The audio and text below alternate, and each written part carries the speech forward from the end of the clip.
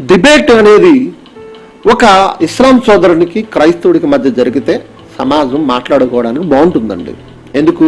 వేరు వేరు మతస్థులు కనుక. ఒక క్రైస్తవుడు హైందవుడు డిబేట్లో కూర్చుంటే బాగుంటుందండి. మరి క్రైస్తవుడు డిబేట్లో కూర్చుంటే సమాజానికి కాస్త లోకు కదండి. మరి క్రైస్తవుడు డిబేట్లో కూర్చుంటే సమాజానికి కాస్త లోకు కదండి. నేను ఇప్పటికీ చెప్తున్నాను, దేవుని వాళ్ళారా, జైశాలి గారి దగ్గర నుంచి నా వరకు, నా ముందున్న ప్రిన్సిపాల్స్ వరకు ఇతడు మాట్లాడిన విషయాల్లో వేటిలో తలదొర్చలేదు.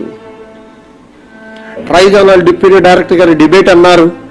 ఆయన ఎందుకు కామ్ అయిపోయారో తెలుసు, ఆ చేతగా కాదు, సబ్జెక్ట్ లేక కాదు. ఆయన ఎందుకు కామ్ అయిపోయారో తెలుసు, ఆ చేతగా కాదు, సబ్జెక్ట్ లేక కాదు. క్రైస్తవులు డిబేట్లో కూర్చుంటే,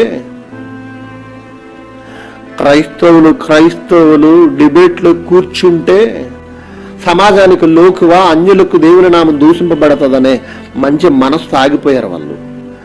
సమాజానికి లోకువా, అన్యులకు దేవుని నామం దూషింపబడుతుందనే మంచి మనసు ఆగిపోయారు వాళ్ళు. ఇప్పటికి నేను చాలా బాధపడుతున్నానండి ఈ విషయం గురించి.